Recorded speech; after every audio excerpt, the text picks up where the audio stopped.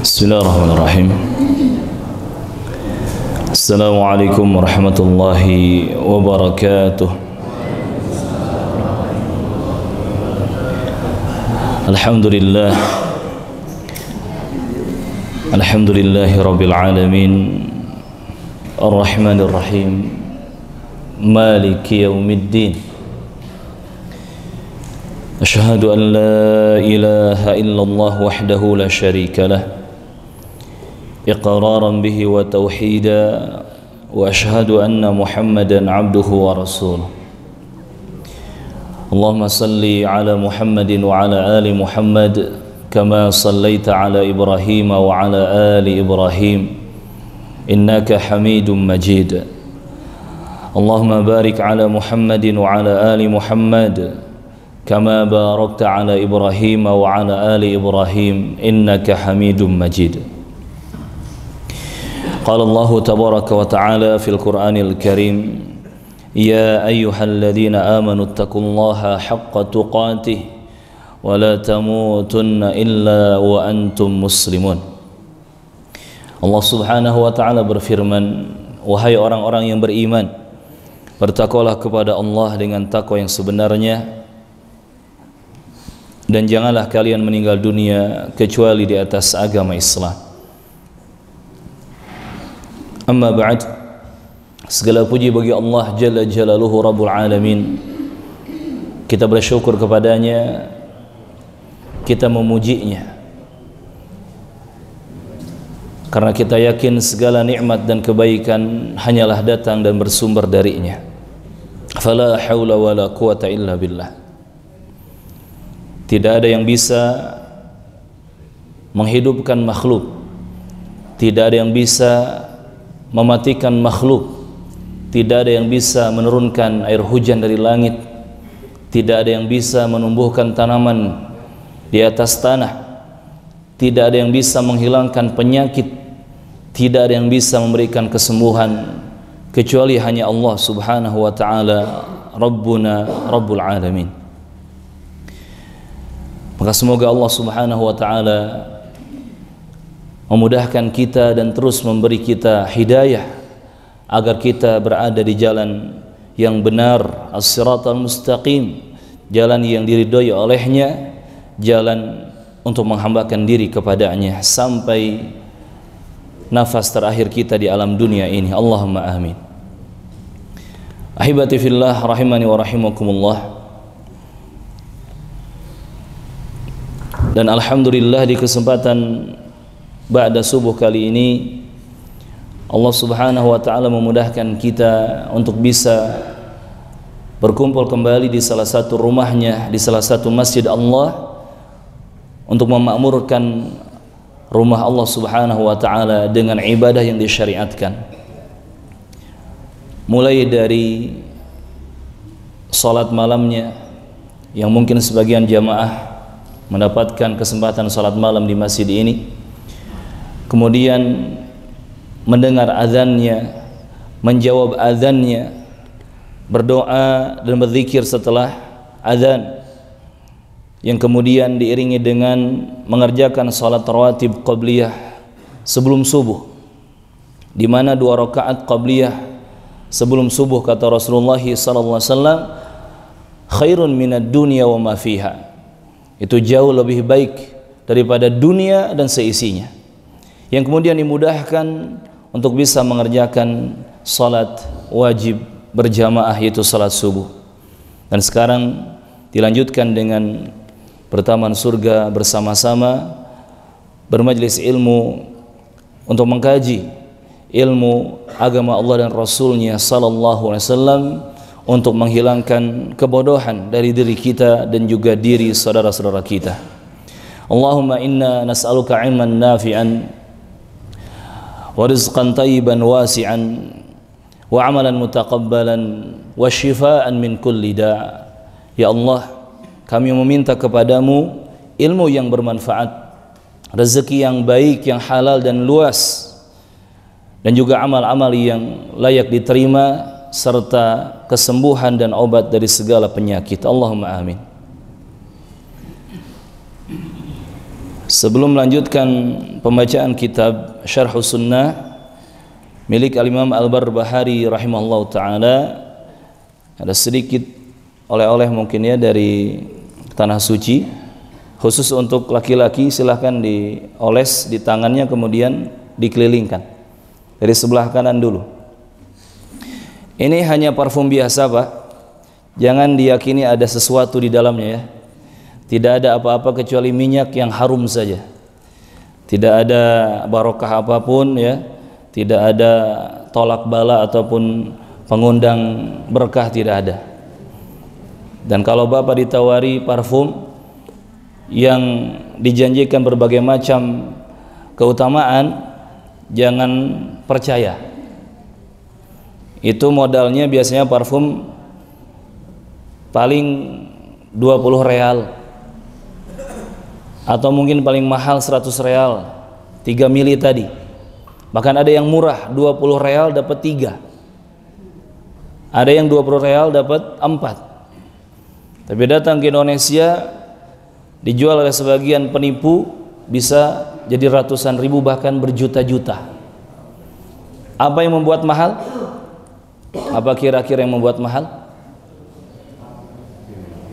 Bukan pesawatnya, bukan. Itu hitung-hitungan bisnisnya aja pesawatnya. Yang bikin mahal adalah kebohongannya. Karena ternyata di negeri ini kebohongan itu banyak yang mahal. Jadi yang bohong itu biasanya mahal-mahal. Yang jujur dianggap murah. Kebohongannya itu yang mahal. Dijual sekian ratus ribu, sekian juta, dengan berbagai macam kalimat dan alasan. Oh, ini bisa mendatangkan jodoh, ini bisa melariskan dagangan, ini bisa melanggengkan rumah tangga, ini bisa membuat sehat, ini bisa macam-macam. Bahkan manusia diajak untuk berbuat syirik, bersandar kepada sesuatu yang mati, dijauhkan dari Allah Azza wa Jalla. Maka sekali lagi parfum yang kita bagikan ya walaupun hanya seoles gitu ya, ingat itu tidak ada keberkahan apapun di dalamnya, hanya wangi saja. Dan semoga Allah Subhanahu wa taala mempercepat undangan untuk semua jamaah yang hadir sekarang di masjid ini menuju tanah suci. Allahumma amin, Allahumma astajib. Melanjutkan pembacaan terhadap kitab Syarhus Sunnah Al-Imam Al-Barbahari rahimahullahu taala. Kita telah sampai di poin yang ke-13 kalau tidak salah, di mana di poin yang ke-12 sebelumnya disebutkan oleh Imam Al-Barbahari rahimahullahu taala, wala yaqulu fi sifatir rabbi kaifa walima illa syakun fillahi. Tidaklah seseorang mengatakan tentang sifat-sifat Allah Rabbul Alamin kaifa, bagaimana sifat Allah itu, lima, kenapa sifat Allah itu begini dan begitu, illa kecuali syakun fillah, seseorang yang dia ragu terhadap Allah Azza wa Jalla. Ragu berarti tidak yakin. Tidak yakin berarti tidak beriman. Kalau tidak beriman berarti bukan mukmin. Ya, seperti itu konsekuensinya. Maka terhadap sifat-sifat Allah telah kita jelaskan ada 3 sikap yang harus kita miliki sebagai muslim ahlus sunnah wal jamaah, ahli tauhid. Pertama, kita harus menetapkan semua nama dan sifat-sifat bagi Allah yang telah ditetapkan oleh Allah dan Rasulnya Muhammad sallallahu alaihi wasallam dalam dalil-dalil yang sahih, Al-Quran ataupun hadis yang sahih. Yang kedua,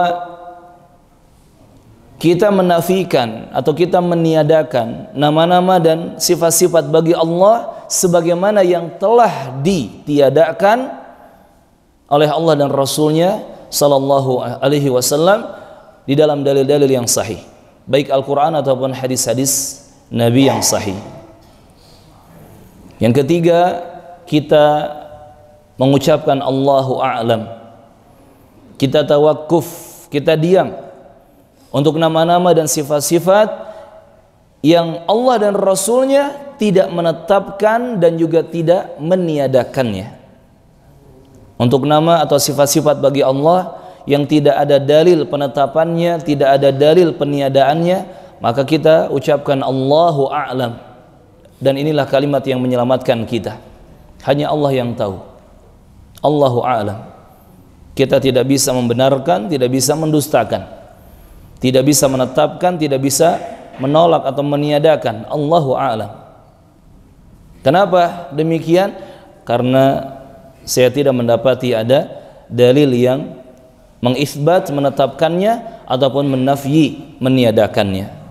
Inilah 3 sikap seorang muslim ahlu tauhid, ahlu sunnah wal jamaah di dalam menetapkan atau di dalam menyikapi nama-nama dan sifat-sifat milik Allah Azza wa Jalla. Dan semua sifat yang telah ditetapkan oleh Allah dan Rasulnya bagi Allah Rabbul Alamin, kita tidak boleh ragu sedikit pun. Kita tidak boleh ragu sedikit pun. Kita harus meyakininya seyakin-yakinnya, menetapkannya sebagaimana adanya, tanpa harus menyamakan dengan apa-apa yang dimiliki oleh makhluk-makhluk. Di surah Asy-Syura jelas Allah menyebutkan laisa kamitslihi syai' wa huwas sami'ul basir. Tidak ada yang sama, tidak ada yang serupa dengan Allah Azza wa Jalla sesuatu apapun. Dan Allah itu Maha mendengar lagi Maha melihat. Ini ayat sangat jelas. Di satu sisi ditetapkan tidak ada yang sama, tidak ada yang serupa dengan Allah Azza wa Jalla sesuatu apapun. Artinya tidak boleh kita menyamakan Allah dengan makhluknya. Tidak boleh kita mengatakan wajah Allah sama dengan wajah fulan, tangan Allah sama dengan tangan manusia, kaki Allah sama dengan kaki hewan. Tidak boleh kita menyamakan seperti itu.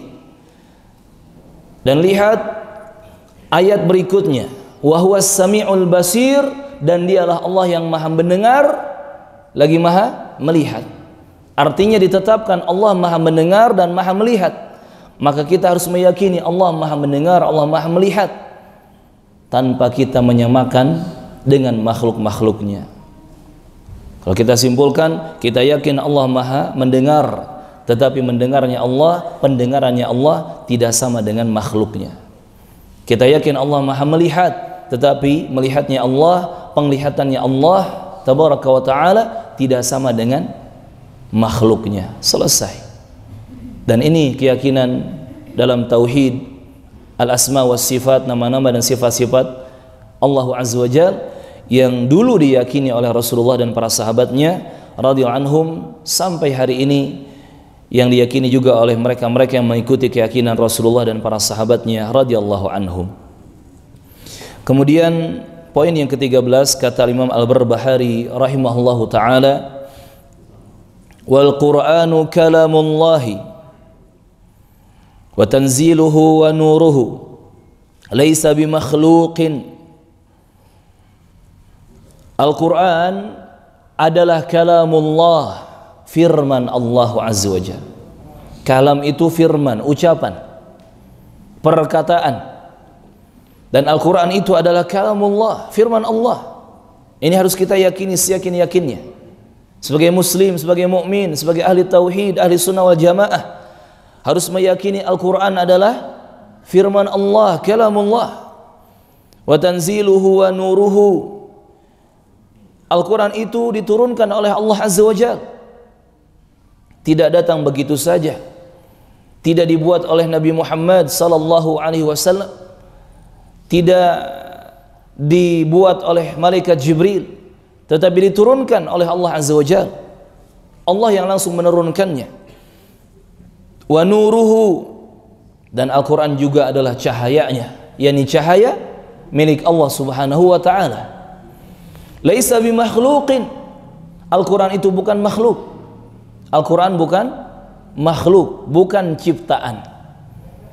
Bedakan jamaah rahimakumullah, Bapak Ibu yang semoga senantiasa berada dalam hidayah dan perlindungan Allah Subhanahu wa taala, Allahumma amin. Bedakan antara kalam dengan makhluk.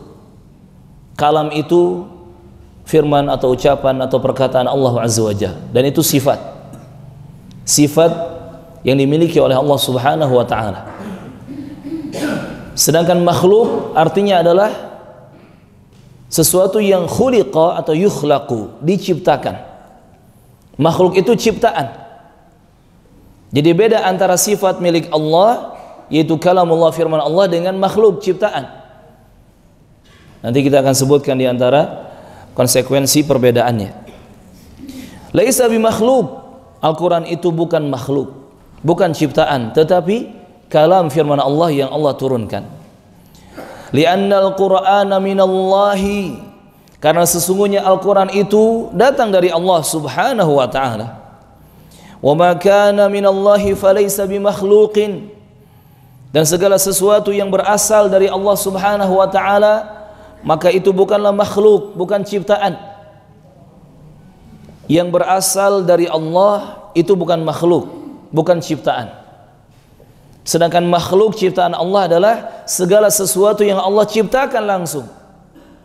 Ya, ini berbeda antara yang datang dari Allah dengan yang diciptakan oleh Allah tabaraka wa taala.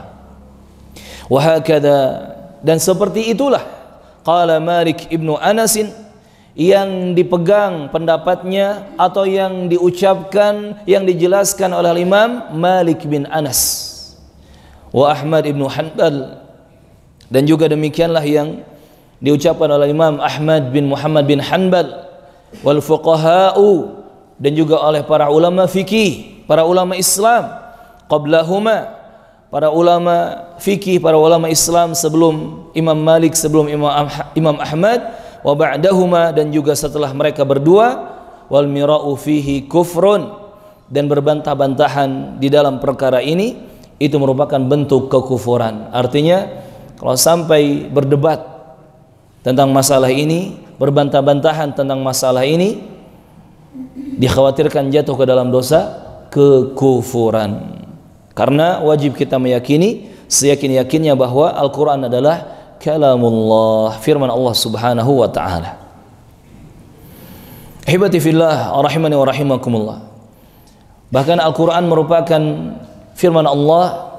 Inilah keyakinan sejak zaman Rasulullah Muhammad sallallahu alaihi wasallam, kemudian para sahabatnya mulai dari Abu Bakar, Umar, Utsman, Ali, Abu Hurairah, Ibnu Abbas, Ibnu Mas'ud, Ibnu Umar, para istri Nabi dan semua sahabat yang mulia, kemudian turun ke para tabi'in, tabi'ut tabi'in, sampai pada imam madhab yang 4, Abu Hanifah, Imam Malik, Imam Asy-Syafi'i, Imam Ahmad, dan para ulama yang setelah mereka sampai pada Imam Bukhari, Imam Muslim. Semua mereka meyakini Al-Quran adalah kalamullah, firman Allah Azza wa Jalla, laisa bimakhluk, bukan makhluk, bukan makhluk.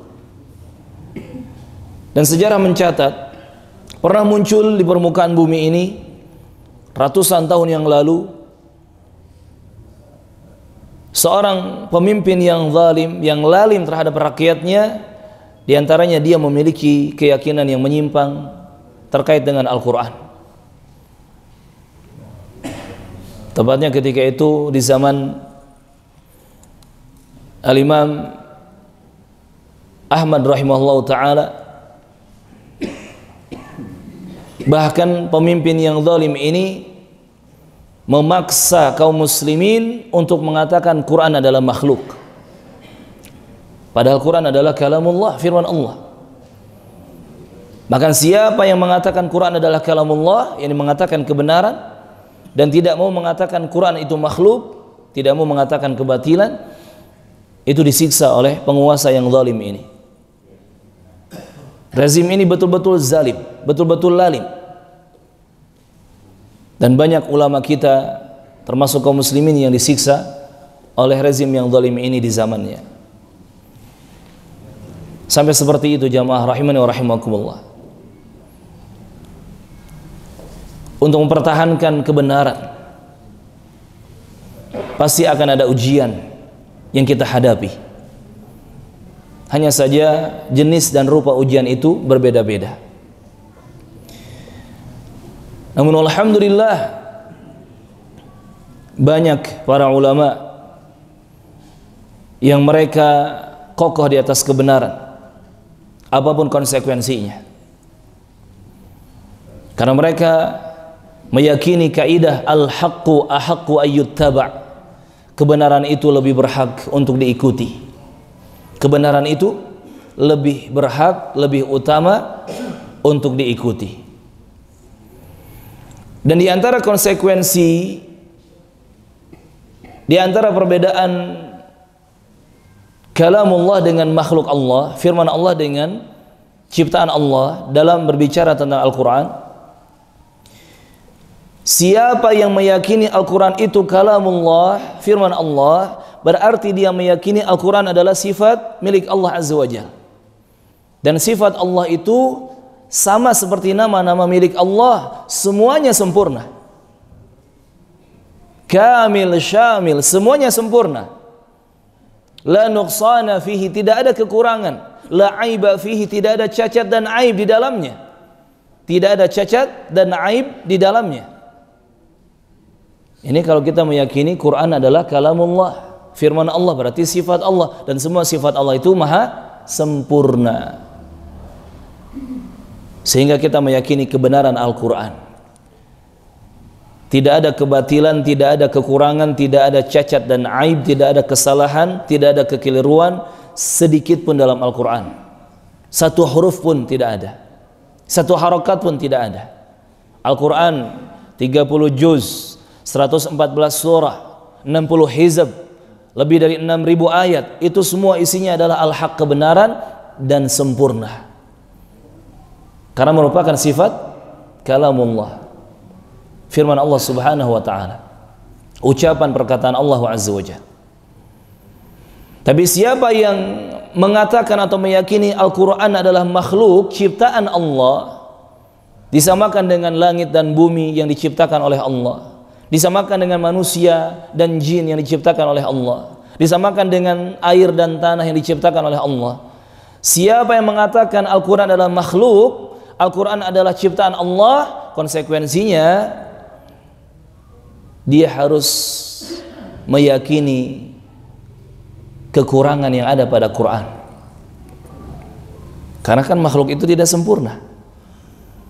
Silakan cari makhluk yang paling pertama Allah ciptakan. Apa makhluk yang paling pertama Allah ciptakan? Sebelum langit dan bumi, sebelum manusia dan jin, sebelum malaikat, sebelum Nabi Muhammad, al-qalam, qalam, pena.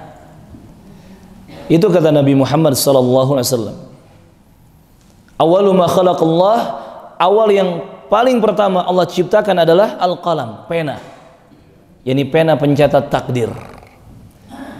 Setelah Allah menciptakan pena itu, kemudian Allah memerintahkan, uktub, tulislah olehmu semua takdir yang akan terjadi di kehidupan dunia ini. Dari makhluk ciptaan pertama itu qalam, pena takdir, sampai makhluk yang paling terakhir Allah ciptakan, dan entah apa itu ya, karena saking banyak ciptaan Allah di alam dunia ini. Silakan cari mana makhluk ciptaan Allah yang memiliki kesempurnaan. Ada tidak? Ada tidak? Tidak ada makhluk ciptaan Allah yang memiliki kesempurnaan. Kenapa? Karena yang sempurna dan memiliki kesempurnaan hanyalah Sang Pencipta, yaitu Allah Subhanahu wa ta'ala. Dan nama-nama Allah Al-Asma'ul Husna dan sifat-sifat Allah As-Sifatul Ulia semuanya sempurna, karena itu milik Allah Azza wa Jalla. Sedangkan makhluk ciptaan Allah pasti ada kekurangan padanya. Silakan cari, pasti semua ada kekurangan. Siang ada kekurangan, di mana siang tidak memiliki gelap. Malam ada kekurangan, di mana malam tidak memiliki terang. Manusia jelas lebih banyak lagi kekurangannya. Jin juga banyak kekurangannya. Tidak ada makhluk ciptaan Allah yang Allah ciptakan sempurna. Pasti makhluk ciptaan Allah itu memiliki kekurangan. Nah, kalau mengatakan Al-Quran adalah makhluk, Al-Quran itu ciptaan Allah, makhluk ciptaan Allah, maka konsekuensinya adalah Al-Quran itu memiliki kekurangan. Berarti tidak semua isi Quran itu benar, pasti ada kurangnya, ada salahnya. Walhasil muncullah pemahaman sesat seperti orang-orang Syiah yang mengatakan Quran yang sebenarnya itu bukan Quran yang ada sekarang 30 juz, bukan. Quran yang benar itu adalah Quran Mushaf Fatimiyah yang jumlahnya 3 kali lipat dari Quran yang ada sekarang. Berarti berapa juz? 90 juz. Sampai mereka mengatakan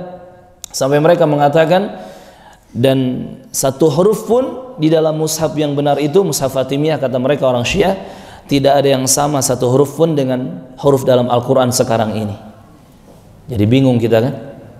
Tidak ada satu huruf pun yang sama dengan satu huruf dalam Al-Quran sekarang ini. Dari sini kalau kita pakai hati nurani, akal sehat, hati yang bersih, kita yakin oh berarti jelas isinya penyimpangan semua. Kalau tidak ada satu huruf pun yang sama dengan Al-Quran sekarang ini. Waliyadzubillah. Ini jamaah rahimakumullah. Konsekuensi kalau mengatakan Quran adalah makhluk, berarti Quran tidak sempurna, berarti tidak semua isi Al-Quran itu benar. Maka Rasulullah dan para sahabatnya mewariskan pemahaman yang benar kepada kita. Al-Quran kalamullah. Quran adalah firman Allah, termasuk sifat yang Allah miliki dan penuh dengan kesempurnaan.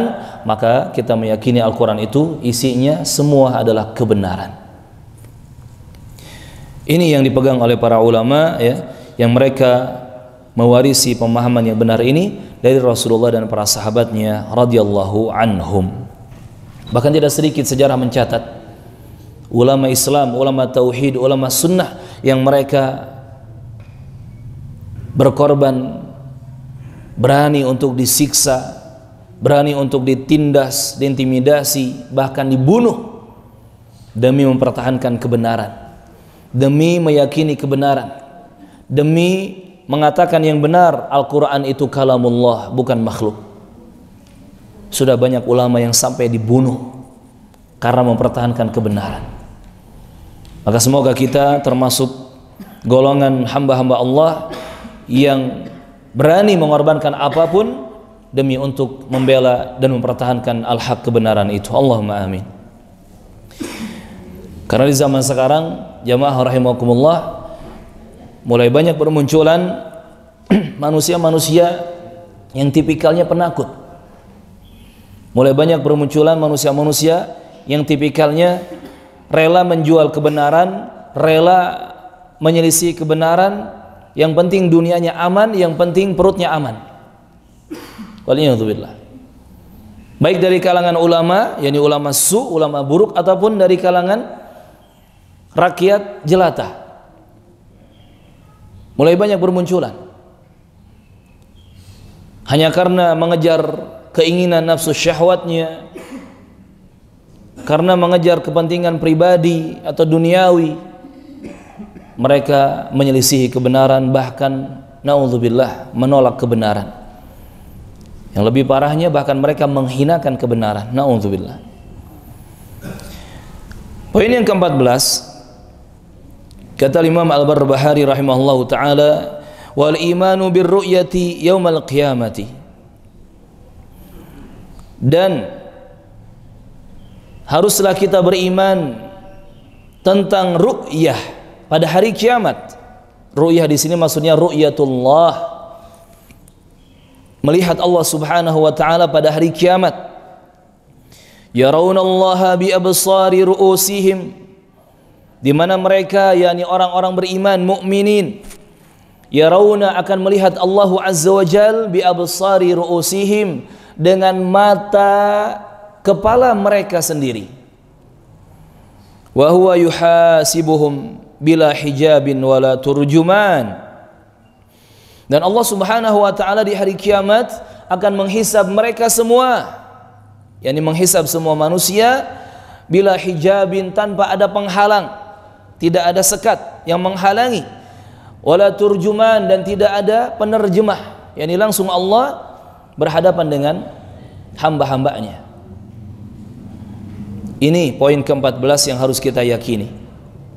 Sebagai mukmin, sebagai ahli tauhid, ahli sunnah wal jamaah, sebagai muslimin, kita harus meyakini di hari kiamat, nanti di akhirat, orang-orang yang beriman bisa melihat Allah Subhanahu wa ta'ala, bahkan melihat dengan mata kepala mereka sendiri. Sampai dalam sebuah hadis yang sahih, Nabi menjelaskan sallallahu alaihi wasallam, orang-orang yang beriman itu akan melihat Allah Subhanahu wa ta'ala, an-nadhar ila wajhillah, melihat wajah Allah Subhanahu wa ta'ala dengan begitu leluasanya, tanpa berdesak-desakan, tanpa berebut. Sampai kata Nabi menggambarkan, sebagaimana kalian melihat bulan purnama dengan begitu jelasnya. Kita sebagai manusia yang ada di atas muka bumi, ketika di tanggal 13, 14, 15 pertengahan bulan Hijriah yang disebut dengan Ayyamul Bid, hari-hari yang di sana memang bulan begitu putih, bulan begitu bercahaya, sedang purnama. Layali Badr, malam-malam bulan purnama. Ketika bulan purnama, kita bisa lihat bagaimana manusia menyaksikan dan menikmati bulan purnama itu dengan begitu bebas dan leluasa, tanpa harus berebut, tanpa harus berdesak-desakan, tanpa harus saling sikut, ya kan? Kata Rasulullah, kurang lebih seperti itulah gambarannya. Nanti kaum mukminin, orang-orang saleh, orang-orang yang beriman bisa melihat Allah Subhanahu wa ta'ala tanpa harus berdesak-desakan, leluasa, ya, melihat Allah Azza wa Jalla, diberi ruang yang luas, dan melihat Allah dengan jelas, dan melihat Allah dengan penuh kenikmatan, penuh kelezatan. Karena para ulama sepakat, ada nikmat yang lebih besar, yang lebih lezat daripada masuk ke surga. Padahal masuk ke surga saja itu sudah nikmat yang luar biasa. Masuknya seorang hamba yang saleh, yang beriman ke dalam surga Allah, itu sudah merupakan nikmat yang luar biasa, begitu besar. Bahkan mungkin kita menganggap itu puncak kenikmatan, masuk surga. Namun ternyata Allah siapkan kenikmatan yang lebih besar dari itu, kenikmatan yang lebih lezat, yang lebih nikmat dari masuk surga. Apa itu? Ini an-nadhar ila wajhillah, diizinkannya hamba melihat wajah Allah Subhanahu wa ta'ala. Diizinkannya hamba melihat wajah Allah Subhanahu wa ta'ala. Itu nikmat yang terbesar di akhirat kelak untuk orang-orang yang beriman. Dan semoga Allah Subhanahu wa ta'ala memudahkan kita untuk memandang wajahnya yang penuh kenikmatan. Allahumma amin. Dan kita melihat insyaallah ta'ala sebagai orang yang beriman, melihat wajah Allah dengan mata kepala kita langsung. Kemudian juga di hari kiamat harus kita yakini, kita semua, manusia semua, hamba semuanya akan dihisab. Akan dihisab oleh Allah Azza wa Jalla, tanpa ada hijab, tidak ada penghalang. Artinya kita tidak bisa bersembunyi, tidak bisa lari, tidak bisa kabur, tidak ada penerjemah. Semua harus langsung berhadapan dengan Allah Azza wa Jalla. Cuman bedanya, walaupun semua manusia berhadapan dengan Allah Azza wa Jalla tanpa hijab, tanpa penerjemah, bedanya orang beriman bisa melihat wajah Allah dengan penuh kenikmatan. Orang yang tidak beriman, orang kafir, orang musyrik, orang fasik, orang ahli maksiat, mereka tidak bisa melihat wajah Allah yang penuh kenikmatan. Di situ bedanya. Walaupun semua berhadapan dengan Allah Azza wa Jalla. Dan kata Rasulullah, yang paling pertama dihisab adalah salat. Awwalu ma yuhasabu bihil abdu yaumal qiyamah as-salah. Yang paling pertama dihisab dari urusan hamba di hadapan Allah adalah salat, tentang salatnya. Maka jika salat seorang hamba itu baik, insya Allah urusan-urusan setelahnya akan baik juga. Tapi kalau salatnya buruk, salatnya jelek, maka urusan-urusan setelah itu sangat lebih dikhawatirkan. Na'udzubillah. Dan hisab maknanya adalah adanya perhitungan, adanya ditampakkan amal-amal hamba, adanya dimintai pertanggungjawaban oleh Allah Subhanahu wa taala. Itu hisab. Jadi hisab itu tidak hanya dihitung, tapi mana hisab di hari kiamat, kata para ulama akidah, mulai dari diaudit amal-amal kita semuanya, yakni idharul a'mal, ditampakkan semua, diperlihatkan kepada kita semua amal-amal kita. Bahkan amal-amal yang puluhan tahun yang lalu yang kita sudah lupa, itu semua dibuka lagi, ditampakkan lagi. Mencek orang Balai Endah mah diguarkeun. Betul tidak? Diguarkeun, semua ditampakkan, diperlihatkan. Coba ingat-ingat Bapak, Ibu, 20 tahun yang lalu, 20 tahun yang lalu itu hari apa? Hah? Yang ingat saya kasih hadiah. Tapi jangan lihat handphone, jangan lihat kalender. Hah? Gak ada yang bisa jawab kecuali hanya tebak-tebak saja, ya kan? Yang jawab gak ada yakin-yakinnya, asal aja jawab Jumat, kan gitu. Sabtu, Ahad. 20 tahun yang lalu hari apa? Lupa kita, gak ingat. Ditambah lagi 20 tahun yang lalu di hari itu, kesalahan apa yang kita lakukan? Wah, makin lupa Ustaz. Jangankan kesalahan 20 tahun yang lalu, kesalahan 2 hari yang lalu saya tidak mau mengingat-ingatnya. Kenapa? Karena itu salah, karena itu memalukan, karena itu menjadi beban, kan gitu.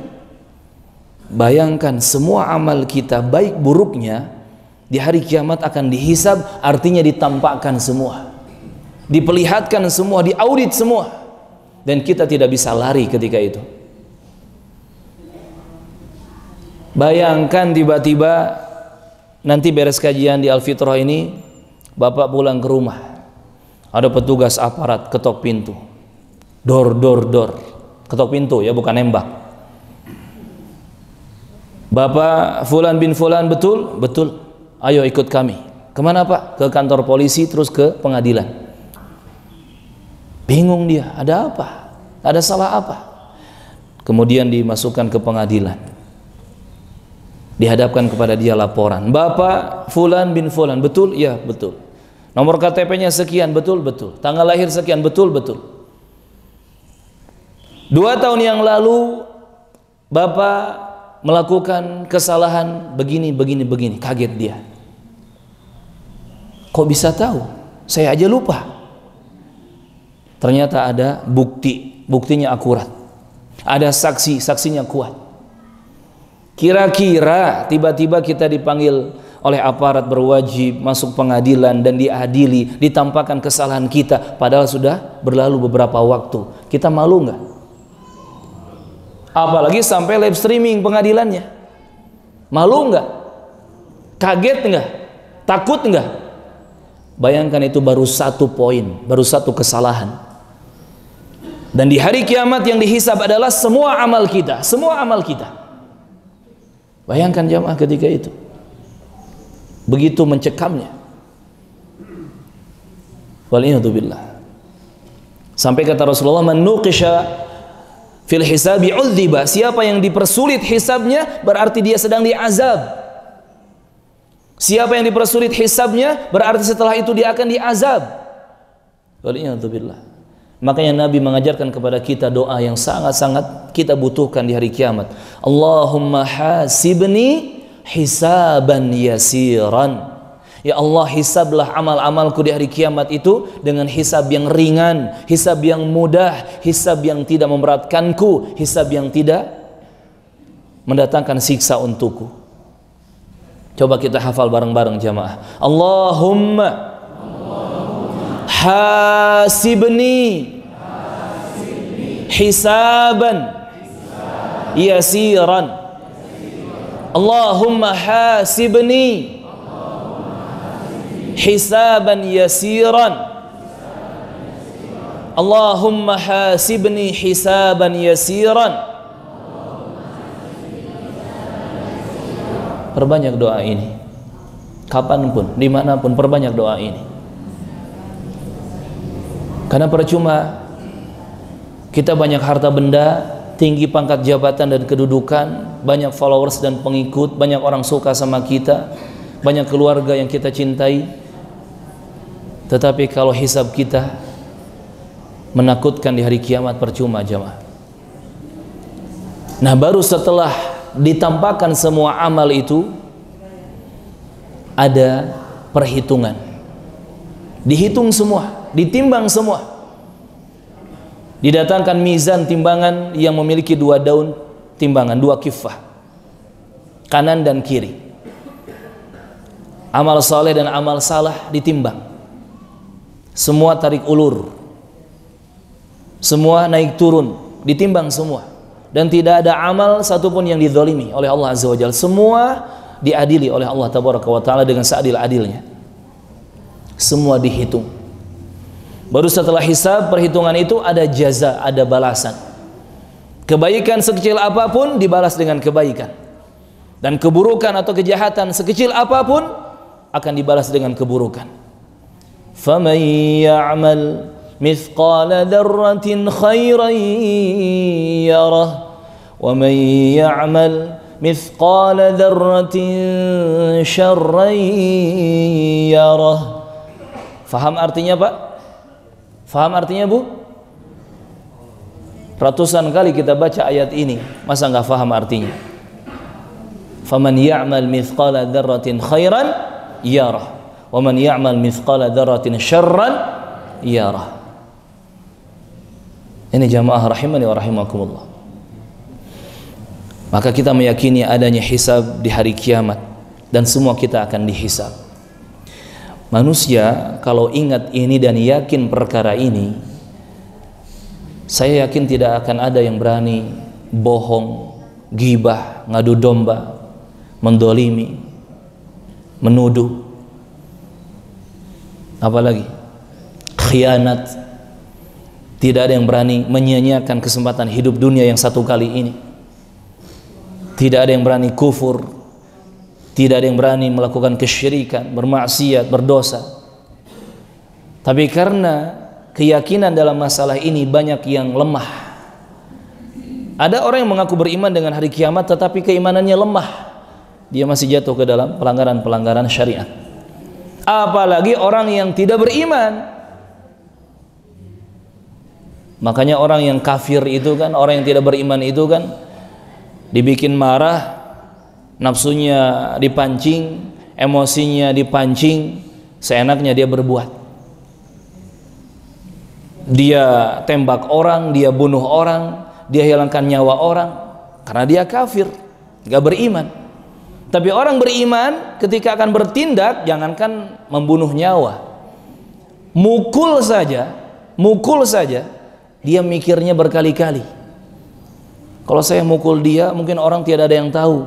Andai pun dia laporan ke aparat berwajib, saya bisa bohong, oh saya tidak melakukan itu. Tapi di akhirat saya tidak bisa bohong. Di akhirat pengadilan itu akan ada. Kalau dia mikirnya jauh dengan keimanan, dia tidak jadi mukul. Kan gitu. Ada kesempatan korupsi, bukan 100.000, bukan sejuta, miliaran.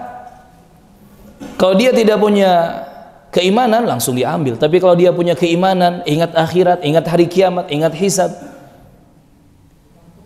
dia berpikir panjang.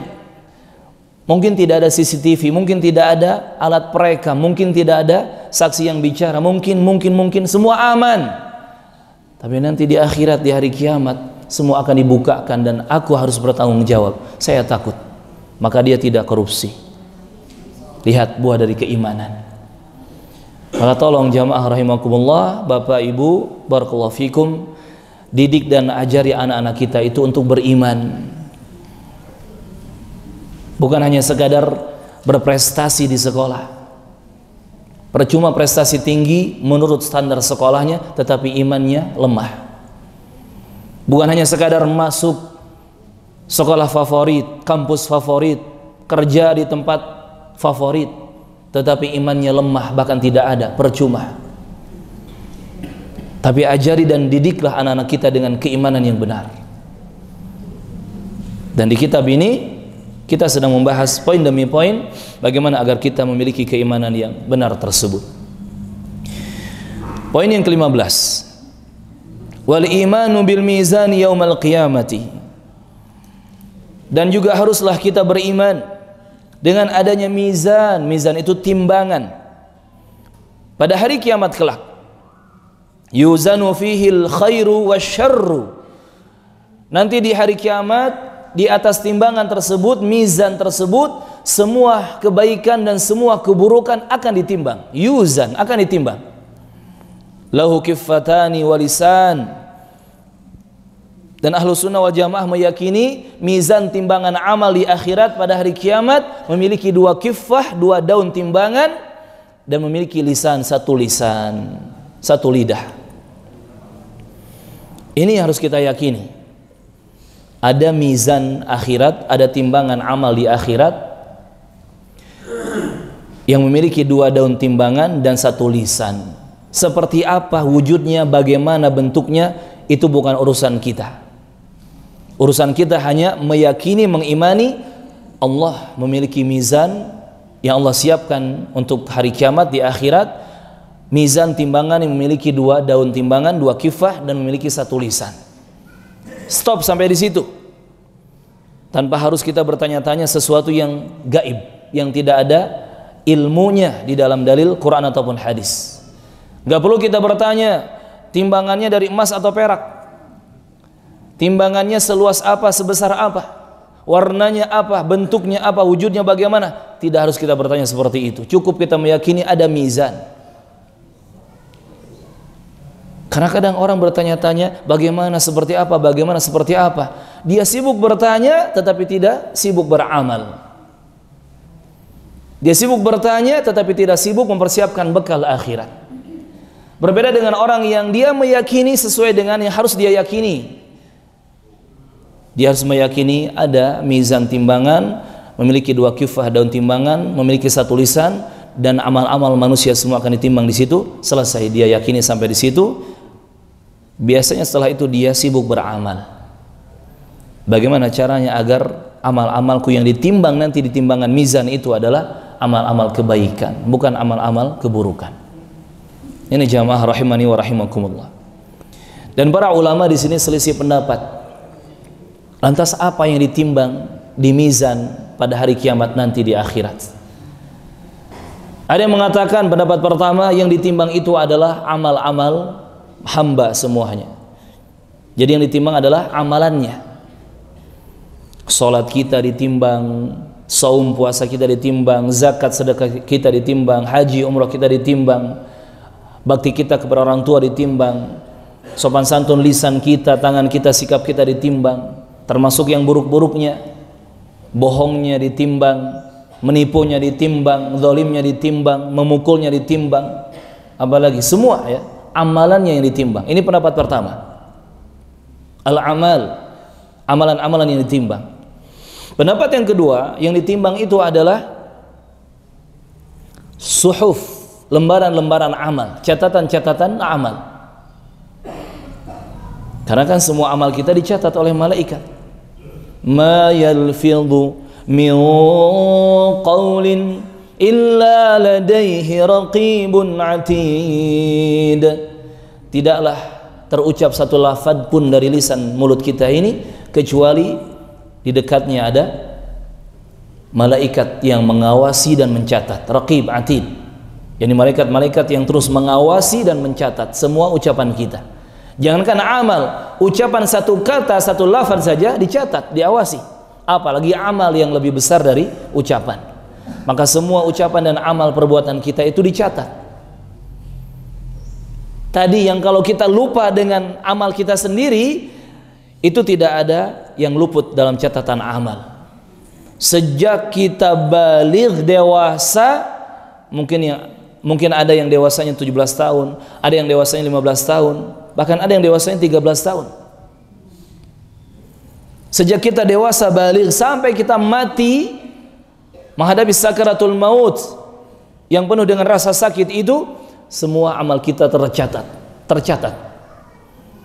Walaupun kita sudah sembunyikan, kita sudah kubur-kubur, kita sudah pendam-pendam, semua tercatat. Dan tidak ada yang hilang dari catatan amal itu. Ini pendapat yang kedua. Catatan amalnya, suhuf catatan amalnya, lembaran-lembaran catatan amalnya yang ditimbang. Pendapat yang ketiga, yang ditimbang adalah manusianya atau hamba itu sendiri, fisik tubuh hamba itu sendiri. Walaupun di sini yang nanti akan menentukan berat atau ringannya mizan di hari kiamat bukan berat badan kita di dunia. Jadi bukan berarti pendapat ketiga ini harus gemuk-gemukan badan, Pak ya. Bukan. Kata Ustadz, ada pendapat ketiga yang ditimbang itu badan kita, berarti kita harus gemuk. Bukan masalah gemuk atau kurusnya. Walaupun yang ditimbang itu fisik kita, tubuh kita, namun nanti yang membuat berat atau ringan itu adalah amal juga. Dan tiga perkara ini, kata para ulama, semua bisa terjadi jika Allah menghendaki. Artinya tidak saling bertentangan. Semua bisa terjadi insya Allah jika Allah menghendaki. Artinya akan ditimbang sesuatu itu sesuai dengan kehendak Allah Azza wa Jalla. Ada yang ditimbang fisik tubuhnya, ada yang ditimbang catatan lembaran amal perbuatannya, ada juga yang ditimbang amal-amal perbuatannya langsung. Semua bagi Allah mudah, tidak ada yang mustahil. Wallahu ala kulli syai'in qadir. Allah maha mampu, maha kuasa atas segala sesuatu. Dan tiga pendapat ini, tiga perkara ini masing-masing ada dalil, ada penjelasannya dalam Quran ataupun hadis Nabi yang sahih. Tentang ditimbangnya amalan manusia. Ini sudah lumrah ya di pemahaman kaum muslimin. Bahkan banyak dalil yang mengatakan atau menjelaskan demikian. Semua amal kita baik buruk akan ditimbang. Tentang ditimbangnya catatan amal, lembaran catatan amal, diantaranya hadis yang sahih menjelaskan ketika ada seorang manusia yang dihadapkan kepadanya 99 lembar catatan amal jahat, amal buruknya. Dia punya 99 gulungan atau 99 lembar yang isinya semua amal jahat, dosa-dosa isinya. Yang satu lembarnya itu ketika dibuka, dibentangkan, jauhnya sejauh mata memandang. Bayangkan, satu gulungan, satu lembarnya ketika dibuka itu terisi catatan dosa dia sejauh mata memandang, dikali 99. Ketika itu hamba ini sudah pasrah. Kalau bahasa orang sekarang, ya mati saya, sudah nggak bisa apa-apa. Namun ternyata Allah Maha Adil, Allah tidak mendolimi sedikit pun. Dia masih punya simpanan kebaikan. Apa itu? Ternyata dia ahli tauhid dan dia menjaga tauhidnya, tidak dia kotori dengan kesyirikan apapun. Hatinya bertauhid, lisannya bertauhid, tangannya bertauhid, amal perbuatannya bertauhid. Walaupun dosanya tadi 99 lembar begitu banyak ya, tetapi tidak ada dosa syirik di situ. Tauhidnya terjaga. Ternyata dia punya kebaikan, satu kebaikan, bitaqah tauhid. Dia punya kartu tauhid, la ilaha illallah. Ditimbanglah 99 gulungan dosa tadi dengan satu kartu tauhid la ilaha illallah.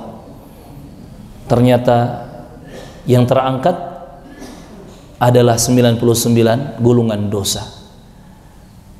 Yang turun ke bawah bitaqah tauhid, kartu la ilaha illallah. Bayangkan utamanya tauhid. Makanya jangan dianggap remeh, jangan disepelekan tauhid itu. Jangan sampai kita beranggapan kok ngajinya tauhid lagi, tauhid lagi. Terus saja tauhid. Kapan bahas ekonomi? Kapan bahas politik? Kapan bahas ini dan itu? Tauhid lagi, tauhid lagi. Lihat keutamaannya tauhid. 99 gulungan, 99 lembar dosa yang satu lembarnya sejauh mata memandang, isinya dosa semua, itu bisa kalah oleh satu kartu la ilaha illallah, tauhid. Ini untuk pendapat yang ditimbang adalah catatan amal. Yang ketiga, tadi apa yang ditimbang? Fisik tubuh. Abdullah bin Mas'ud radhiyallahu anhu, beliau adalah seorang yang orangnya kecil, kurus, bahkan kakinya pun kecil, kurus, betisnya kecil, kurus. Kalau jubah pakaian Ibnu Mas'ud tersingkap, karena biasanya kan para sahabat itu ikut Rasulullah ya, pakaiannya, jubahnya, sarungnya ataupun sirwal celananya itu setengah betis. Ini pakaian Rasulullah dan para sahabat, cingkrang-cingkrang, setengah betis, padahal di atas mata kaki sedikit saja sudah aman, sudah selamat dari neraka. Tapi mereka mencari yang afdol, yang lebih utama, setengah betis. Makanya kalau berjalan itu pasti betis tersingkap. Ibnu Mas'ud pernah ketika itu ujung jubahnya tersingkap karena tiupan angin, betisnya terlihat jelas. Sudah mana ujung jubahnya setengah betis, ujung jubahnya tersingkap ya, tertiup angin, maka semakin jelaslah betisnya terlihat. Sebagian sahabat tertawa. Kenapa tertawa? Betisnya kecil, tidak seperti keumuman para sahabat yang ada. Betisnya kecil, disengserikan mencoba orang dia mah, disengserikan. Ya kadang kan itu apa, jebakan setan ya. Ketika mayoritas manusia, misalkan kita ada 10 orang ya, temanan, bentuk kepala kita sama semua, bulat. Tiba-tiba ada teman kita yang bentuk kepalanya segitiga. Setan menjebak untuk mentertawakan saudaranya, kan gitu. Kita sedang nongkrong bareng-bareng, majelis ya, bareng-bareng 10 orang. Tiba-tiba ada yang kentut. Ketawa enggak? Ketawa. Itu jebakan setan. Padahal kata Rasulullah, kalau ada saudaramu yang kentut, jangan ditertawakan. Karena apa yang dia alami itu juga yang kalian alami. Jadi sebetulnya Pak Abu, mentertawakan orang kentut itu salah. Dilarang oleh Nabi, tidak boleh mentertawakan orang kentut. Itu wajar, biasa saja. Cuman memang ya kita arahkan saja, tolong kentutnya jangan di sini. Ya, itu yang bikin masalah ya. Kentutnya jangan di sini. Tapi jangan kita tertawakan. Tapi itulah jebakan setan. Kalau ada seseorang yang berbeda dengan keumuman kita, biasanya setan menjebak kita untuk mentertawakannya. Ujung-ujungnya apa? Menghinakan dan merendahkannya. Ini dosa, ini salah. Kemudian Nabi menjelaskan, kenapa kalian tertawa? Kenapa kalian tertawa? Nabi menjelaskan, sungguh betis yang kecil itu nanti jika akan ditimbang di akhirat, maka akan sangat berat. Akan sangat berat maksudnya. Mungkin betis beliau ini kecil, tetapi pemilik betis ini amal solehnya banyak, imannya kuat. Ini menjadi dalil dan bukti bahwa ada hamba-hamba Allah yang ditimbang fisik tubuhnya, tetapi tidak dilihat dari berat badannya, tetap kembali kepada bagaimana kualitas iman dan kualitas amal dan kuantitas amal-amal juga. Taib jamaah rahimani wa rahimakumullah, itu yang harus kita yakini, semua amal kita akan ditimbang, semua tubuh kita dan semua catatan amal kita akan ditimbang di hari kiamat. Maka jangan sampai daun timbangan yang berisikan amal buruk kita yang justru malah lebih berat. Naudzubillah. Tapi bagaimana caranya di sisa usia kehidupan kita yang tidak tahu sampai kapan, yang mungkin beberapa jam ke depan, mungkin beberapa hari ke depan, sisa usia kita hidup di dunia ini, manfaatkan, maksimalkan agar kita bisa menjadikan daun timbangan amal soleh kita itu berat di hari kiamat nanti. Terakhir jamaah, kita baca poin ke-16. Kata Imam Al-Barbahari rahimahullahu taala rahmatan wasi'ah wa ghafarallahu lah wa askanahu jannatal firdaus, wal imanu bi'adzabil qabri wa munkarin wa nakirin. Wal imanu, dan juga harus beriman, bi'adzabil qabri, dengan adanya azab siksa kubur, wa munkarin wa nakirin, dan adanya munkar nakir, yakni malaikat-malaikat yang bertanya kepada kita semua kelak di alam kubur, di alam barzakh. Ini keyakinan muslim, mukmin, ahli tauhid, ahli sunnah wal jamaah. Ini keyakinan Rasulullah dan para sahabatnya radhiyallahu anhum, meyakini adanya alam barzakh, alam kubur, dan meyakini adanya siksa kubur, bahkan adanya nikmat kubur. Ini harus kita yakini jamaah. Kita orang beriman yakin setelah kita mati dari dunia ini, hidup kita tidak selesai begitu saja. Urusan-urusan semua masalah tidak selesai begitu saja.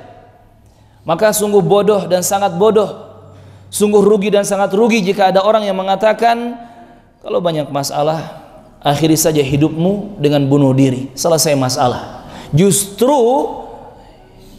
itu mengatasi masalah dengan masalah yang lebih besar.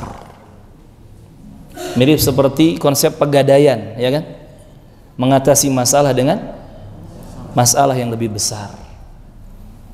Hampir semua pegadaian itu banyak ribanya, banyak gorornya, dan mengatasi masalah dengan masalah yang lebih besar. Bunuh diri, mirip seperti itu, mengatasi masalah dengan masalah yang lebih besar. Kita orang beriman yakin hadis Nabi yang menjelaskan, siapa yang mati dengan membunuh dirinya sendiri dengan sesuatu apapun, maka nanti di neraka, di akhirat, dia akan disiksa, diazab terus menerus dengan sesuatu itu. Ada yang bunuh diri dengan bom bunuh diri, maka dia akan diazab di neraka dengan bom terus menerus seperti itu. Dan bom bunuh diri di neraka itu lebih mengerikan. Ada yang gantung diri, ada yang minum racun, ada yang menjatuhkan diri ke jurang, ada yang beberapa hari yang lalu saya dapat kabar ketika masih di Madinah ketika itu, atau di Makkah kemarin itu, dapat kabar di Buah Batu atau Ciwastra ada orang menabrakkan diri ke mobil truk atau mobil box gitu. Tapi anehnya yang disalahkan supir mobilnya. Ya, mirip seperti kasus motor menabrak mobil, yang disalahkan mobilnya, gitu kan? Dengan cara apapun dia bunuh diri, nanti dia akan masuk neraka, dimasukkan ke neraka, diazab di neraka dengan seperti itu, terus menerus berulang-ulang. Makanya orang-orang yang putus asa harusnya belajar ilmu agama.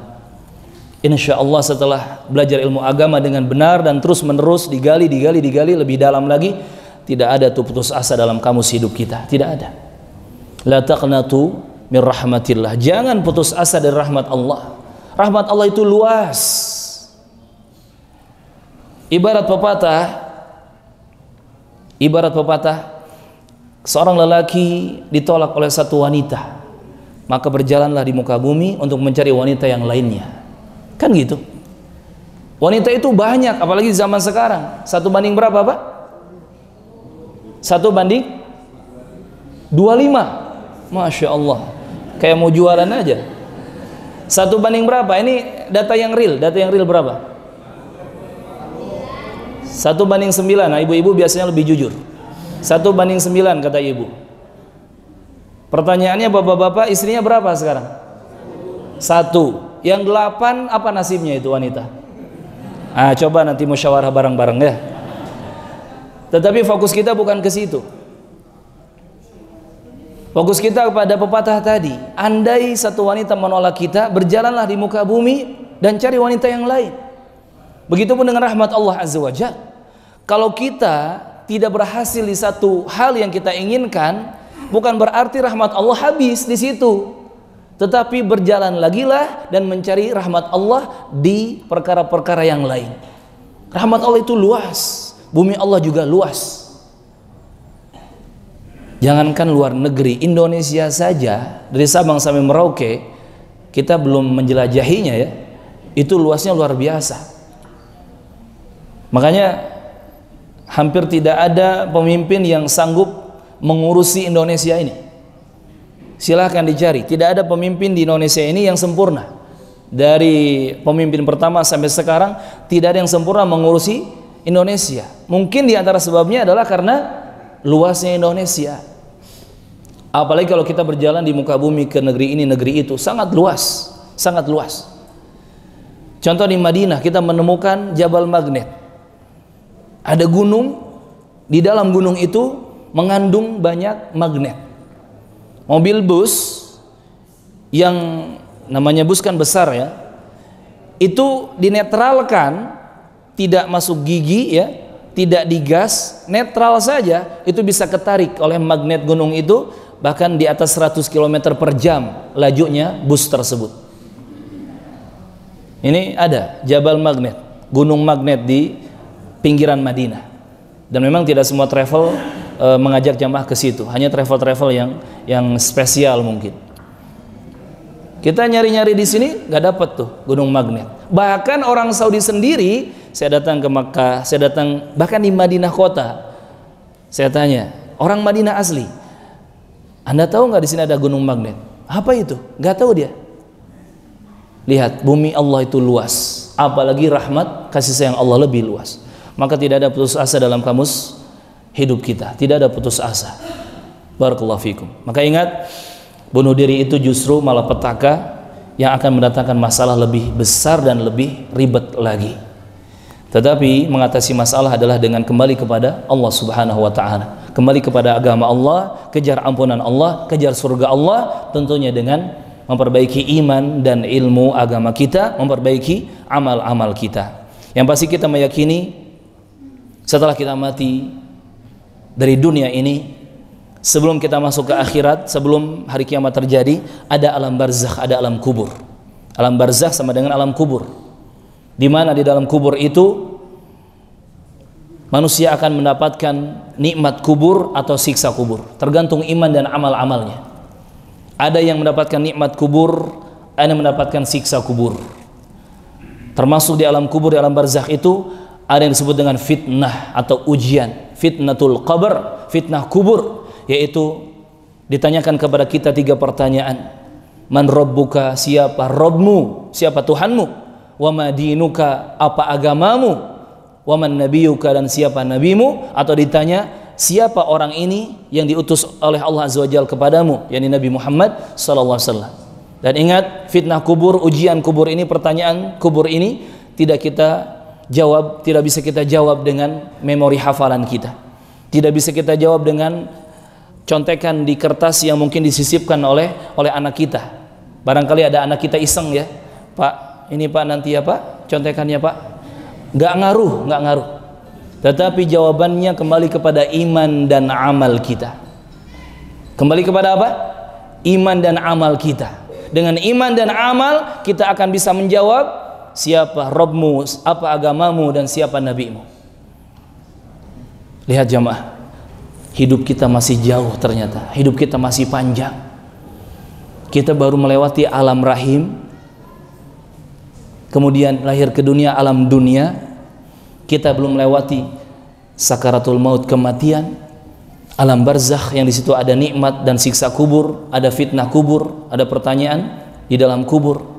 Kita belum menghadapi ba'as, kebangkitan, kemudian tadi hisab, jaza, timbangan amal, dibalas amal, sirat di atas jembatan, ya di atas neraka, jembatan di atas neraka, surga dan neraka. Masih panjang perjalanan kita. Maka alangkah ruginya jika kita menyanyiakan umur kehidupan dunia kita yang singkat ini.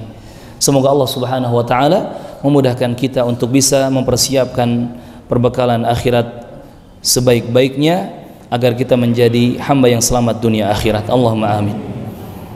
Dan hanya kepada Allah kita meminta, hanya kepada Allah kita berdoa dan berharap.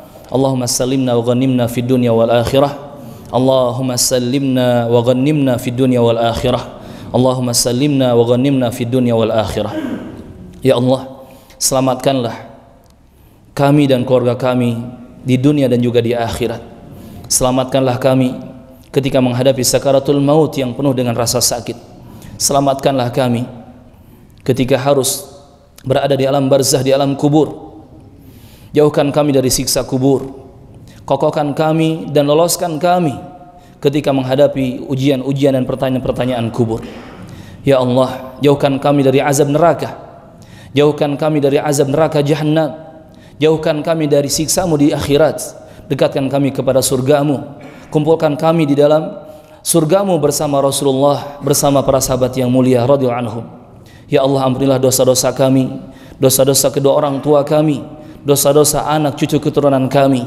Jadikanlah keluarga kami, anak cucu keturunan kami, hamba-hamba yang beribadah kepadamu dengan benar, bertauhid dengan benar, mengikuti sunnah Nabi-Mu dengan benar. Ya Allah, berikanlah rahmat-Mu kepada kami seluas-luasnya. Birahmatika ya arhamar rahimin. Hanya kepadamu lah kami bersandar, hanya kepadamu lah kami meminta pertolongan. Allahumma rabbana atina fid dunya hasanah wa fil akhirati hasanah wa qina adzabannar. Allahumma ighfir lana wa liwalidina warhamhum kama rabbawna shighara. Allahumma ighfir lana wa liwalidina warhamhum kama rabbawna shighara. Allahumma ighfir lana dhunubana wa khatayana. Allahumma ajirna minan nar. Allahumma ajirna minan nar. Allahumma ajirna minan nar. Allahumma ajirna minan nar wa adkhilna jannatal firdausi ma'al abrar. Allahumma wafiq wulata umurina lima tuhibbu wa tardah.